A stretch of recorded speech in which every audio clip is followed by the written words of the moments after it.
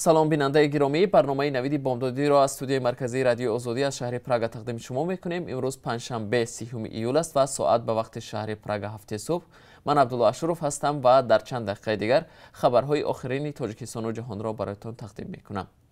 در شهر سانکت پتربورگ 7 شهروند تاجیکستان را بازداشت کردند که گویا می‌خواستند روسیه را به قصد سوریه ترک کرده و گروهی تروریستی بپیوندند. در این باره سامانه اسپد دنیونیک رو با استناد به منبع‌های خود خبر نوشته است که شهروندان تاجیکستان قصد پیوستن به گروهی تروریستی به نام دولت اسلامی را داشتند. مهاجران تاجیک گویا پیش از ترک روسیه می‌خواستند یک قطار حمله ها را به کارمندان وزارت امور داخلی این کشور و روسگواردیا توسط سلاح‌های سرد انجام بدهند. زیدی یکی از بازداشت شده ها با نام ایدیبک کامیلوف با بندی مساعدت در عمل تروریستی طریق سرمایه‌گذاری پرونده باز شده است. با اطلاع تفتیشات او جانبدار فعال دولت اسلامی بوده است. کامیلوف گویا توسط پیام‌رسان‌های تلگرام هموطنان خود نور محمد نورماتوف را برای رفتن به سوریه راضی و پولی بلیتش را روان کرده است. در نتیجه نورماتوف با راهنمای او نخست به ترکیه و از آنجا به سوریه سفر کرده است. کامیلوف در شهر سانکت پتربورگ همراه چندی از تاجیکستانیان دیگر زندگی داشت که می‌خواستند روسیه را ترک کنند. به گفته مسئولان وزارت امور داخلی روسیه، آنها برای انجام حمله کامیاب دنبال هدفی مناسبی میگشتند. خدمات امنیت فدرالی روسیه اخیراً نوار ویدیویی را نمایش داد که در آن عملیات ویژه‌ای بازداشتی گروهی 7 نفره مردان دیده می شود. در خبری فیسبوک گفته می شود که این نفران شهروندان یکی از کشورهای آسیای مرکزی و از جانبداران گروهی ممنوعی دولت اسلامی می باشند و نقشه کشتار نظامیان روس و کارمندان ساختارهای حفظ حقوق روسیه را داشتند.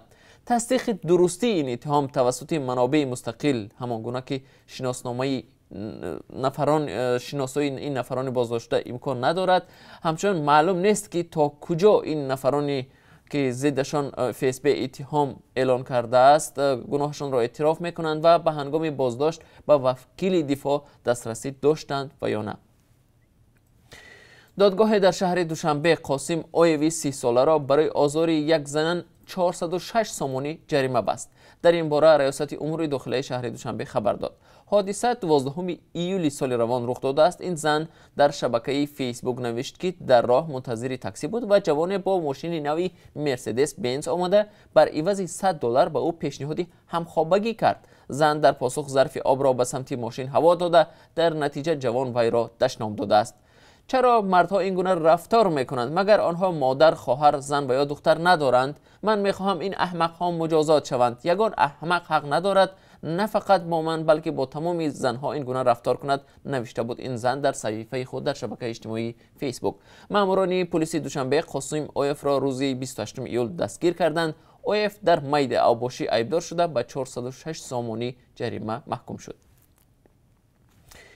وزارت تندرستی تاجیکستان از گرفتارشوی 44 نفر دیگر با کرونا در شبانه روز اخیر گزارش داد. از آغاز پاندمی کرونا به اطلاع مقامات ویروس به 7320 نفر در تاجیکستان سیرویت کرده است و بیش از 6000 نفر از این بیماری شفا یافتند. شماره عمومی جانباختگان از بیماری همگیر به 60 نفر رسید.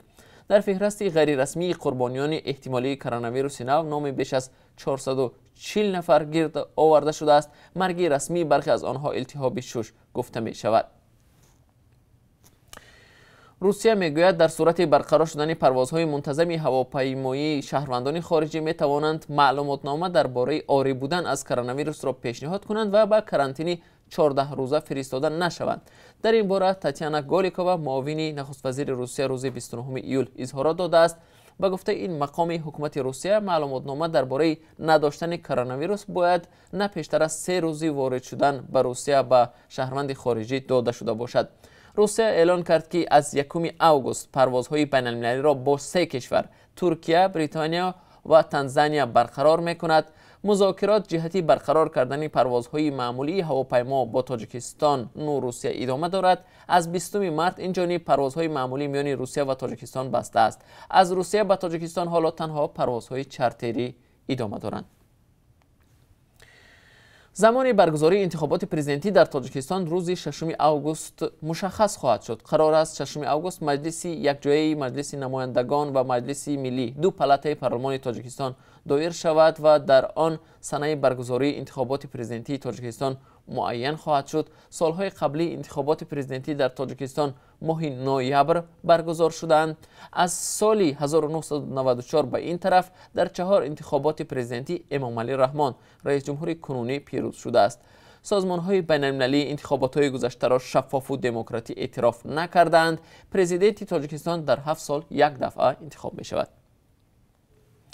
کمیته زبان و اصطلاحات تاجیکستان به بیش از 200 پدر و مادر اجازه نداده است که به کودکانشان قمچین بیک، سنزاره، شمقار و امران نام گذارند. مسئولان کمیته گفتند نام‌های پیشنهاد کرده والدان غیر معیاری بوده و سنت‌های نامگذاری در تاجیکستان موافقت نمی‌کند. عالم جان محمد جان زاده رئیس کمیته زبان و اصطلاحات تاجیکستان روز 29 ایول هنگام نشست خبری گفت والدان می‌خواستند به کودکان ایزابلا، سنزورا، شمیل، نعینا، چراس و سوناور نام گذارند، اما کمیسیون نامگذاری برای وارد کردن این نام‌ها به فهرست نام‌های ملی تاجیکی اجازه نداد. عین زمان کمیسیون 217 نام دیگری پیشنهادی را دستگیری کرده است که ماه پیکر، فرخزاد، ابرو، بابونه، گل اصل، دلاشوب، ماهستان، زیباسنم و عیسی نظر از جمله آنهاست. گروهی متخصصان کمیته زبان و اصطلاحات تاجیکستان در سال 2015 فهرست یگانه نام‌های ملی را آماده کردند که در آن به گفته مسئولان نهاد صرف نام‌های ملی و تاریخی و ساده را جمع آوری کردند. کتاب هر سال با نام‌های نو نشر می شود. مؤلفان فهرست نام‌های ملی قبلا گفته بودند مردم حتما باید بر پایه همین فهرست به فرزندان خود نام انتخاب کنند. برای گذاشتن نام بیرون از این فهرست به کودکان والدان باید از کمیته زبان و اصطلاحات اجازه بگیرند، ولی با یک فهرست محدود کردن انتخاب نام و نامگذاری را برخی از ساکنان یک نوع محدود کردن حقوقی خود می‌دانند. و رو می‌آوریم به خبرها از خارج تاجیکستان. در 24 ساعت گذشته در امریکا بیشتر از 1260 فوت از بیماری کووید 19 ثبت شده است و علامت هم به چشم نمی‌رسد که سرعت سیرویاتی بیماری در چند از ایالت‌های جنوبی و غربی کشور سست می‌شود. بنابر آمار جمع آورده دانشگاه جان هاپکینز، تلفات از کرونا در امریکا از مرز 150,000 نفر هم گذشت. با دامن زدن بیماری در اریزونا، کالیفرنیا و فلوریدا و تگزاس، مرگ و میر از بیماری در 3 هفته گذشته در امریکا پیوسته زیاد شده است. در عموم کرونا در سراسر جهان 665,000 نفر را کشته و بیش از 17 میلیون نفری دیگر سیرویت کرده است. خبرگزاری دولتی بلتا گزارش داد که شب گذشته در نزدیکی‌های مینسک 32 زرخرید نظامی خارجی بازداشت شدند. در خبر از روز 29 ایول آمده است که مقامات امنیتی در بلاروس درباره به کشور وارد شدن بیش از 200 جنگجو به خاطر بی‌ثبات کردن وضعیت در جریان انتخابات پرزیدنتی روز 9 اوگوست بلاروس خبر دریافت کردند. بعد 2 ساعت خبرگزاری رسمی بلاروس گفت که بازداشت شده ها اعضای شرکت خصوصی نظامی واگنر و همه شهروندان روسیه می باشند. پرزیدنت الکساندر لوکاشنکو بعد 26 سال رهبریش در ماه‌های اخیر با مخالفت شدید و بی‌سابقه روبرو شده است. با علاوه صدها فعالان و بلاگ‌نویس‌ها در معرکه سرکوب اعتراضگران پشتیبانی نامزدهای مخالفی ثبت نام نشده بازداشت شدند. لوکاشنکو گفته است که نیروهای نامعلوم می توانند جنگیان شرکت‌های نامعلوم خصوصی نظامی را برای تشکیل انقلاب در بلاروس نظیر آنچه که در اوکراین سال 2014 باعث از قدرت برکنار شدن پرزیدنت رو به روسیه ویکتور یانوکوویچ شد استفاده کنند. بینندگان عزیز، در پایان این نشر نوید بامدادی همچنان نظری داشتیم به قرب اسعار خارجی در تاجیکستان. بنابر قربی که امروز از جانب بانک ملی تاجیکستان معین شده است، $1 آمریکایی 10 سومانی و 31 درم، قرب یورو واحد پولی اتحاد اروپا 12 سومانی و 9 درم ارزش دارد. بنابر قرب امروزه ارزش 1000 روبل روسی 142 سومانی تعیین گردیده است. اینجا نویدی بامدادی به انجام می رسد. برنامه های نو و جالبی ما دوام روز تقدیم شما می شود. ما را همراهی کنید.